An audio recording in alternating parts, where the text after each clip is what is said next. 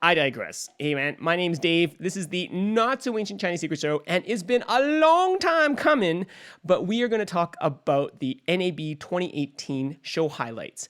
And I should say that this is my very first NAB. And you say, what is NAB, Dave? Well, I'm so glad you asked because I hardly knew.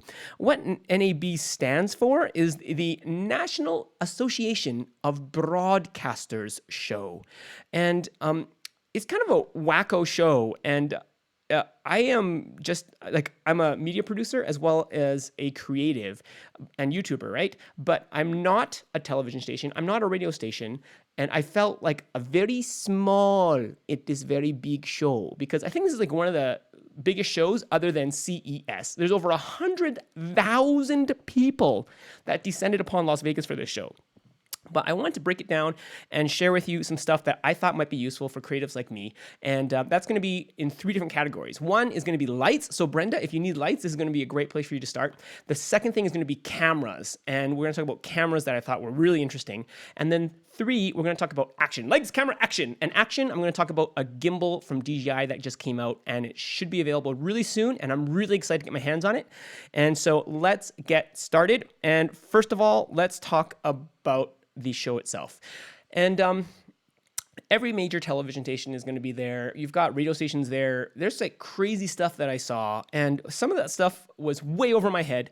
I didn't understand what it was. And like, there's robots everywhere, like everywhere. It was crazy. And this robot was like the cheapest robot I saw, and it's $500,000. These two that are dancing, that's like, they're multi-million-dollar robots. Anyways, but they can do camera moves like Kendrick Lamar's videos that can move faster, more accurately, and stay in focus than any human could.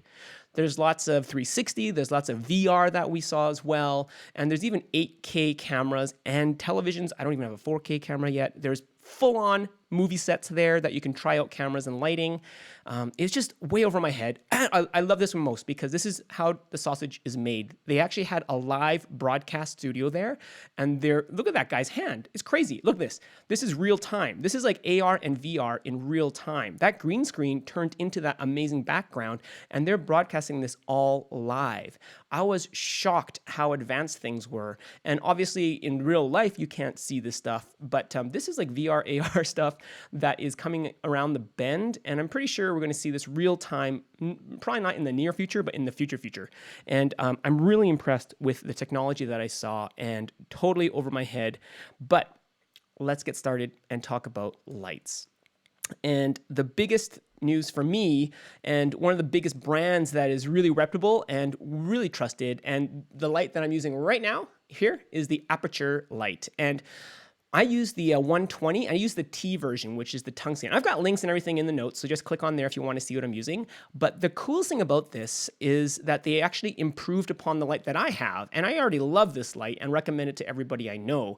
So what they've done is made it more powerful, 30% more powerful, and they've also made it simpler to set up.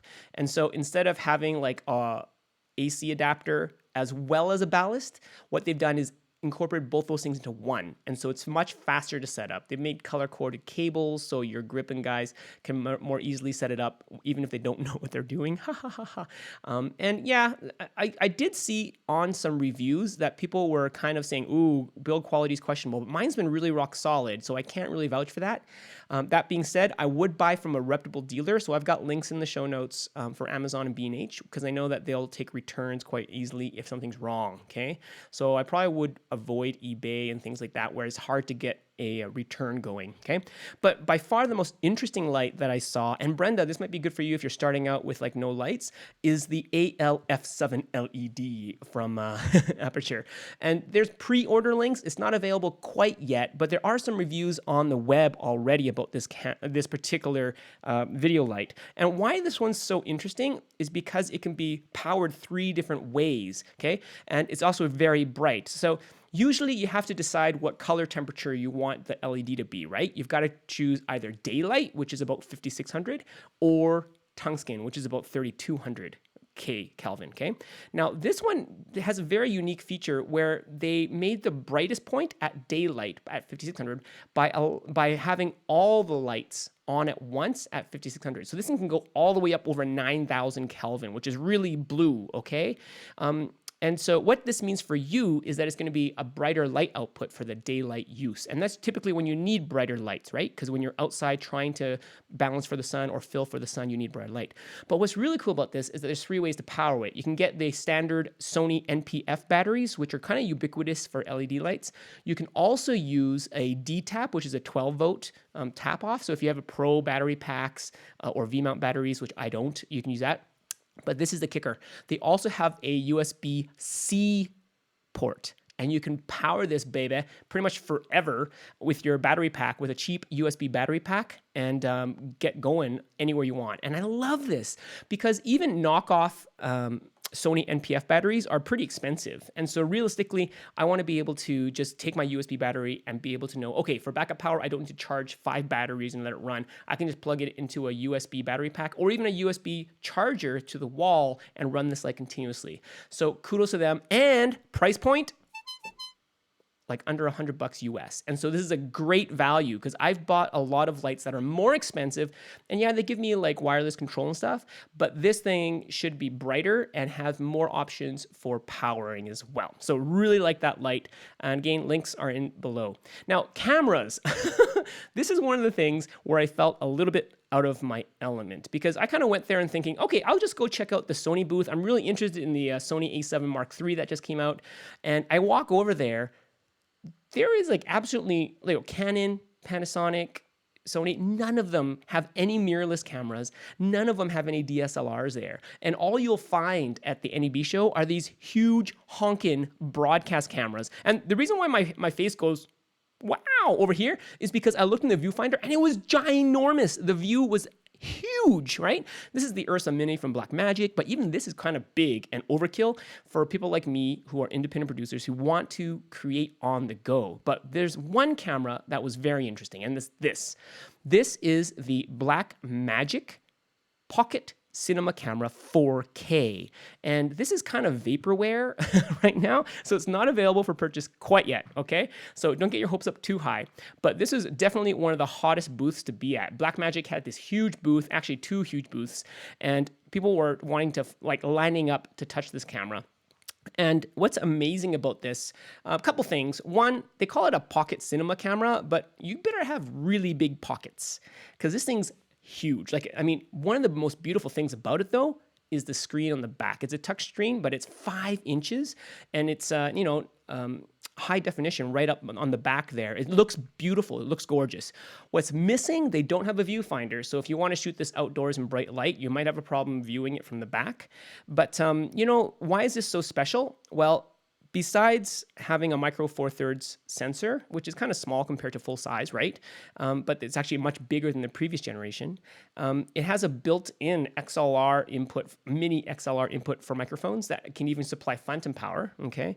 But here's the kicker. It has 13 stops of dynamic range, and you can record raw video footage up to 4K 60 frames a second on this little tiny camera. Now, there's a lot of specs that are unknown. Like I asked the guy, so, how long will the battery last? Because he just uses Canon LPE6 batteries, and he didn't know. I asked him, what are the 4 microphones for? Noise canceling or whatever? It goes, I don't know. And so a lot of things were answered with, I don't know. But he at least let me take pictures of the ports and things like that. And you always have to kind of take everything that Blackmagic puts out with a grain of salt, because typically, just like with my Blackmagic web presenter, they release stuff and it's not quite finished. So they release a lot of beta stuff and they fix it with firmware updates in the future. But when they first release, they typically have a lot to be desired, okay? Now, there's a lot of inputs, a lot of outputs on this thing, full HDMI output. But yeah, I mean, it's interesting for creators because the price point, you won't believe how cheap they're selling this for. It's actually $1,300 US for this camera without a lens, obviously. But you can record full RAW direct to CFast cards, and through its USB cable, you can go record direct to SSD cards. And that kind of blows my mind because that means you remove the friction of downloading all your footage from this whole equation. And so it should be a very fast production camera if you need to go from shooting to editing really fast. Now, in the same vein, like I'm not sure, like this is supposed to be coming out in September, but again, I would take it with a grain of salt. Oh, the other big thing for $1,300, you also get a full copy of DaVinci's Resolve, which Blackmagic owns. It's an editing software, okay?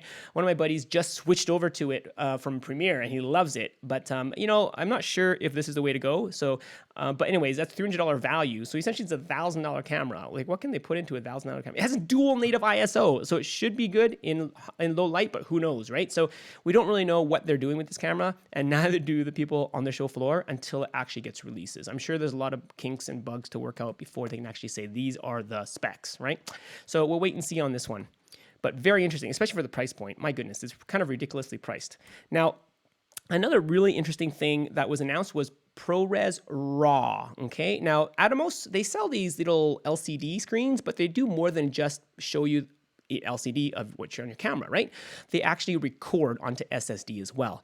But they did a joint venture with Apple, and they created something called ProRes RAW. So just like we can shoot stills photography in RAW instead of just JPEG, it gives you more latitude in post-production for fixing the colors and dynamic range as well. Now, there's not a lot of cameras that can actually shoot ProRes RAW because this is a new standard, or hoping to be a new standard that Apple has released.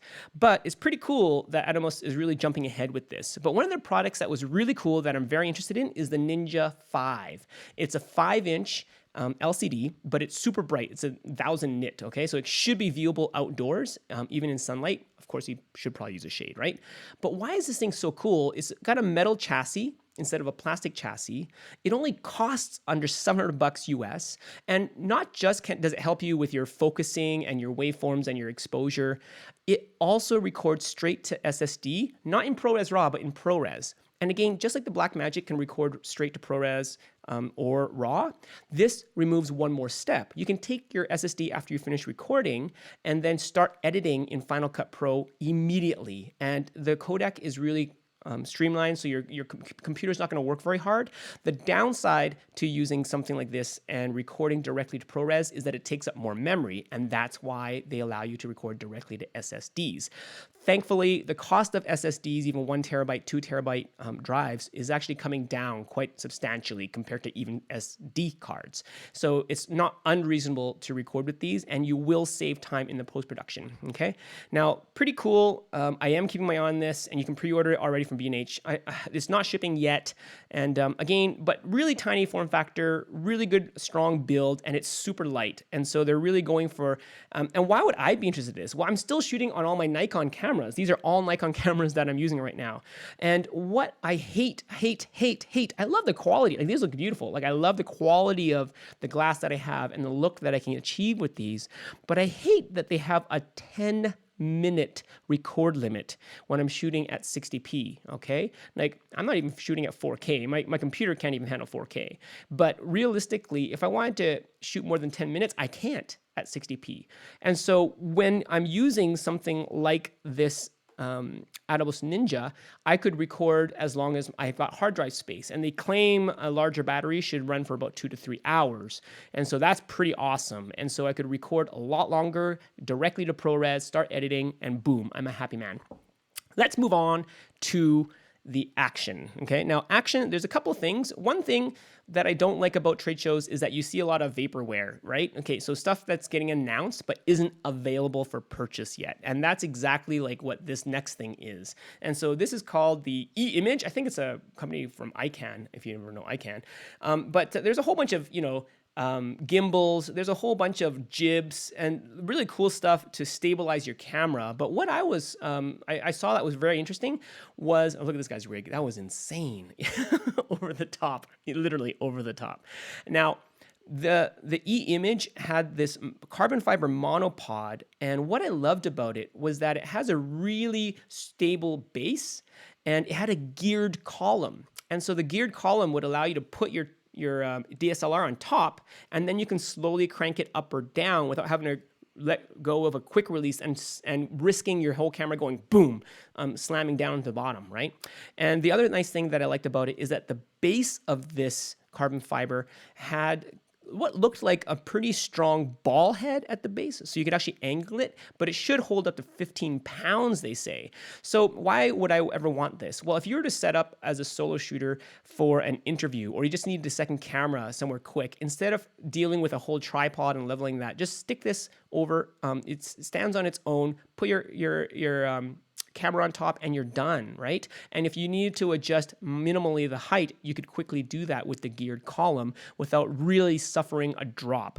And so it's not going to be cheap, I'm sure, because just the plain monopod without the geared column costs over $200 US. But I think that would be something that I'm going to be seriously looking at, and I'll put links down afterwards when it does get released, because they couldn't tell me when it would be available for purchase. But I really did like that geared monopod. But here's the most interesting thing, and something that I'm going to be getting for certain, I think. And that is the DJI Ronin S. Now, this thing was announced at CES, and DJI has been known for their drones. They're known for their bigger, two-handed gimbals, but this is the first time they've made a single handle gimbal. And I have my Zhiyun crane, and I love that thing, but it's not perfect. It's starting to seems to be off kilter a little bit, and I find that it doesn't allow me to control the movements as much as I'd want to. Okay. And so when I handled this big, the Ronin S, I was really impressed. One, they claim that it uses the same algorithms and technology that they put in their Ronin 2, which is their big boy, right? They're kind of their flagship for the handheld stuff, okay?